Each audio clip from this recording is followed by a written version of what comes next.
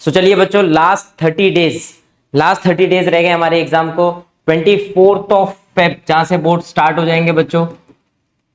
अब हमको केवल ये टारगेट करने के चलना है कि ये जो लास्ट 30 डेज है, लास्ट 1 मंथ है, इसको हम कैसे यूटिलाइज करेंगे, किस लेवल पे जाके यूटिलाइज करेंगे कि हमारा जो स्कोर है, अगर आज अपन प्री बोर्ड्स में स्कूल के एंड क्लासेस के प्री बोर्ड में अगर अपन 70 पे खड़े हैं तो अपन 85 पे कैसे जाए, अपन 80 पे खड़े तो उसको 90 प्लस कैसे करें, एंड अगर अपन 85 प्लस है तो इसको 95 तक कहां कैसे और कैसे लेके जाया जाए, 90 पे है तो उसको बूस्टअप कैसे किया जाए और 2-3%। स्पेशली देखो हमारे पास तो बच्चों सारे सब्जेक्ट है, सारे के सारे आपको पढ़ने। अपन जो मेजर बातें करने वाले हैं मैथ्स की, सर मैथ्स में 100 में 100 अभी भी कैसे लाया जाए, ये समय एक 30 डेज की अगर स्टडी करके क्या इज इट पॉसिबल कि हम मैथ्स में 100 में 100 ले आए, तो मैं गारंटी दे रहा हूं पॉसिबल है। बच्चा अगर तूने डेली 3 घंटे मेरे को दे दिए, डेली के 3 आवर्स तेरे, तो अपन 100 में 100 तो कर ही सकते हैं। मैथ्स में कोई बट नहीं है कि मैथ्स के नंबर उड़ जाएंगे। बाकी की स्ट्रैटेजीज भी बहुत जरूरी है। 6 सब्जेक्ट है टोटल अपने पास बच्चों, English, Hindi, Marathi, science, social science. Accordingly आपको सब कुछ करना है, but this channel is for mathematics, जिसमें मैं आपको कोर मैथ्स पूरा का पूरा मैथ्स कैसे बिल्डअप करना है, मैथमेटिक्स कैसे अप करनी है, उस पर आपके साथ काम कराऊंगा। तो भाई मैथ्स में कैसे हम 100 में 100 लास्ट 30 डेज में ला सकते हैं। नहीं चमकती है मैथमेटिक्स जिसको, उसको भी 70, 75, 80 कैसे करना है सर। मान लो प्री में अपने 50 ही आ रहे हैं तो सर उसको 70 कैसे ले जाऊं, 75 कैसे लेके जाऊं। इसके लिए बस डेली बच्चा तेरे 3 घंटे चाहिए मेरे को, पर ये डेली चाहिए, कंसिस्टेंट चाहिए, पूरे 30 दिन चाहिए।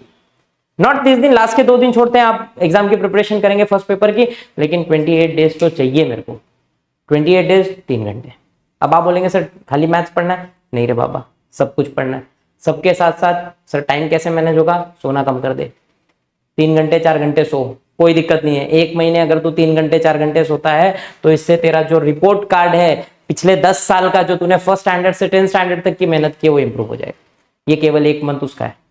1 मंथ की हार्डवर्क पूरा 10 साल रिफ्लेक्ट करेगा। जिस बच्चे ने 9th स्टैंडर्ड तक स्कोर 50, 55, 60 ऑन एन एवरेज रहा है, वो अगर 80, 85 ले आएगा तो सोचिए पेरेंट्स की खुशी, आपकी खुशी कहां पहुंच जाएगी। और ये 1 मंथ में पॉसिबल है, गारंटी है पॉसिबल है। इवन ऑल टुगेदर पॉसिबल है। मैथ्स की तो मैं गारंटी ले रहा हूं, बाकी ऑल टुगेदर पॉसिबल है। खाली जान लगा दो, सब कुछ बंद, सब बंद, मोबाइल बंद, फ्रेंड्स बंद, सब कुछ बंद। 1 मंथ डेली 12 से 15 घंटे डेली। एंड ये ऐसा नहीं कि आप कोई नया करने वाले हैं, सब यही करते हैं, पहले से यही करते आ रहे हैं। जो 90, 95 लाते हैं उनकी स्ट्रैटेजी से ही होती है। असली जो स्टडी होती है बच्चों, वो इस लास्ट मंथ में ही होती है। जो आपने 7-8 महीने में हार्डवर्क किया होगा ना, उतना हार्डवर्क एक बच्चा इस मंथ में करता है, एंड वो रिजल्ट फोड़ता है, 100% रिजल्ट लेके जाता है। तो यही स्ट्रैटेजीज हमको भी रखनी है। अब लफड़ा ये है कि सबके दिमाग में कि सर मेरा तो 50% ही पढ़ के हुआ है, किसी का 80% पढ़ के हुआ है, कुछ है जिसका 100% पढ़ के हो गया, लेकिन सर नंबर अभी भी नहीं उठ रहे। 100 में 100 छोड़िए, 90 भी नहीं हो रहे, 90 तक नहीं पहुंच रहे अपन, 80 का पेपर हो रहा है, 70 नहीं आ रहे, कुछ ना कुछ सिली मिस्टेक, थेरेटिकल क्वेश्चंस में फंस जा रहे हैं, कहीं ना कहीं प्रॉब्लम आ रही है। इसका रीजन होता है कम प्रैक्टिस कम की है। पढ़ तो रखा है लेकिन प्रैक्टिस कम की है। तो भाई अपन यहाँ पे ये सारी बातों पे बातें करेंगे कि बच्चा अगर तेरा 50% हुआ है तो उसको कैसे 100% कंप्लीट करके ट्राई करना है कि 100 में 100 मार दे। नहीं 100 में 100, मेहनत तो 100 का करेंगे, 90 आ जाए बेस्ट है, क्या ही खराब है। 85 आ जाए क्या ही खराब है, 50-60 से 85 चले जाए तो उससे अच्छा क्या हो सकता है। तो इस स्ट्रैटेजी पे बात करेंगे बच्चों अपन मैथमेटिक्स को लेके। सो चलिए स्टार्ट करते हैं अपनी मैथमेटिक्स की कहानी को। देखिए भाई हमारे पास 2 पार्ट में है, पेपर के डेट आ चुके हैं, डेट आप सबको पता है। 5th ऑफ मार्च अलजेब्रा होना है, maths 1, 7th of March maths 2 geometry का पेपर होना है। उसी के अकॉर्डिंग पूरा का पूरा प्लान करना है। 28 डेज हार्ट टू हार्ट अपने हाथ में है। अब इस 28 डेज को कैसे प्लान आउट करें, तो देख बच्चा, एक बच्चा होगा जिसकी पढ़ाई सर 50% तक पहुंच गई है, तो वो क्या करे। कुछ बच्चे होंगे जिसकी सर मैं तो पढ़ तो मैंने 80 तक रखा है, 1-2 चैप्टर फंस रहे हैं, उनका क्या करूं। कुछ होंगे भाई 100% पढ़ रखा है, सर मैंने पढ़ तो 100% रखा है, थोड़े बहुत नंबर फंस रहे हैं, कैसे और इंप्रूव किया जाए वो यहाँ पे पकड़ेंगे। ठीक है, तो पहले तो भैया जिसने 0 से 50% की पढ़ाई कर रखी है, जिसने 50% सिलेबस पढ़ रखा है, उसके लिए सबसे पहला क्राइटेरिया तू सिलेबस खत्म कर। सिलेबस पूरा खत्म होना चाहिए। लेकिन सर सिलेबस खत्म होने में तो पूरा साल लगेगा, ऐसा नहीं है। मैथ्स का सिलेबस तू 3 घंटे बैठ, 3 घंटे में तेरा एक चैप्टर होगा। वो कैसे होगा, इधर देख कैसे पॉसिबल है। यहाँ पे क्लास का चैनल है मैथ्स बाय वाईएसआर, जहाँ पे कोई भी वीडियो 3 घंटे से ऊपर नहीं जा रही है। 3.13 हायर गया है लीनियर।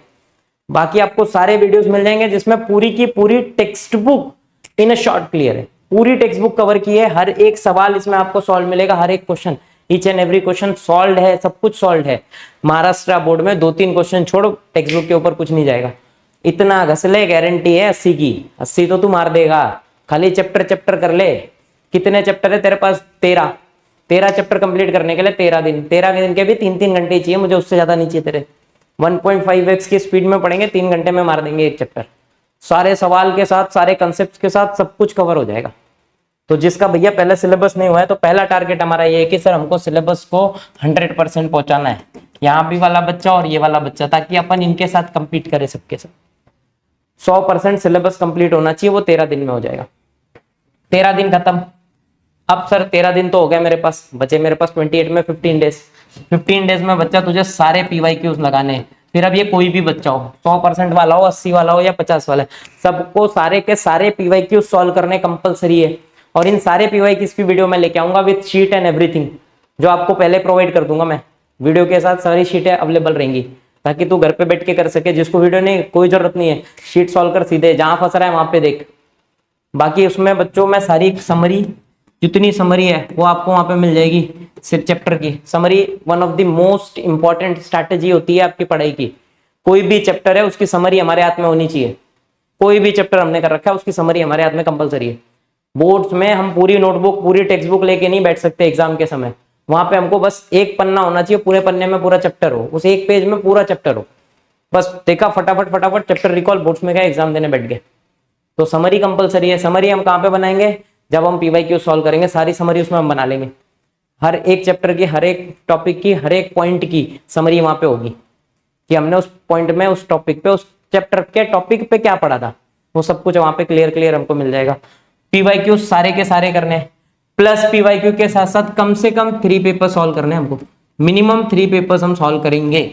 हर एक सब्जेक्ट का सेम फॉलो करिए मैथमेटिक्स में, लेकिन कम से कम 3 पेपर सॉल्व करने, क्योंकि आपके नंबर, मार्क्स बढ़ाने में जो सबसे ज्यादा हेल्प करेगा वो आपका एनालिसिस है। जब आप पेपर देंगे, उसको एनालिसिस करेंगे, वहां पे आपको समझेगा कि क्या मिस्टेक मैं कर रहा हूं, देन यू विल इंप्रूव, फिर आप इंप्रूव करेंगे। और जिन बच्चों की सर, ये तो हो गया सर बच्चा 50 और 80 वाला, थोड़ा थोड़ा घस घस के इंप्रूव करेगा। पहले चैप्टर क्लियर करेगा, चैप्टर कंप्लीट करेगा, चैप्टर कंप्लीट करने के बाद PYQs कंप्लीट करेगा। जिनका ऑलरेडी 100% पढ़ के हो गया, सीधे PYQ सॉल्व करना स्टार्ट करें। PYQ सॉल्व करें। जिन चैप्टर्स पे लगता है कि सर कमांड वीक हो रही है, क्वेश्चंस मिस्टेक हो रहे हैं, प्री टेस्ट दे रखे हैं, कोचिंग के 5-5 प्री टेस्ट हो गए, स्कूल में 2 प्री टेस्ट हो चुके, प्री बोर्ड्स हो चुके हैं, उसके बाद भी मिस्टेक हो रहे हैं, बस उन चैप्टर्स पे काम कर। वो चैप्टर्स मैं बताता हूँ कौन कौन से, जहां जहां तेरे को एक्स्ट्रा काम करने की जरूरत है, ज्यादा काम करने की जरूरत है। वो चैप्टर्स कौन कौन से हमारे, ये देख बच्चा, ये सारे सिलेबस को मैंने डिवाइड कर रखा है। जिनका पढ़ के नहीं हुआ है, पहले इजी वाले चैप्टर पढ़ेंगे, जो चैप्टर इजी है उनको सबको कवर करेंगे, फिर moderate and then tough. Tough जैसा वैसे होता नहीं है, पर अपने अपने कैलिबर के ऊपर है कि किसी को लगता है कि नहीं बेटर वो टफ है सर, सर्कल टफ है सर, टफ नहीं है, लेंदी हो सकती है, डिफिकल्ट नहीं है, सब समझेगी। मैं पढ़ा रहा हूं बिठा के, तेरे को समझेगा, याद नहीं रहेगा वो सेकेंडरी इशू है, क्योंकि तूने मेहनत नहीं की। वही मेहनत मैं तेरे को बोल रहा हूँ, अब घस, 1 महीने में घस वो मेहनत। तो यहाँ पे देख बच्चा, अपन ने सब कुछ डिवाइड कर रखा है। अलजेब्रा इजियर है, 100% सबके लिए इजियर है, जिसमें 4 चैप्टर तो सीधे सीधे आसान है। एपी, फाइनेंशियल, प्रोबेबिलिटी, स्टैट्स, ये हर बच्चे के नंबर इस चैप्टरों में उठने चाहिए। कैलकुलेशन एरर नहीं करेंगे आप, नंबर उठा ले जाएंगे। यहाँ पे आपके मार्क्स कोई नहीं काट पाएगा। ये बच्चा तू अंधेरे में बच्चे को ऐसा सो के उठाए और बोला तो भी मार देगा वो, राइट।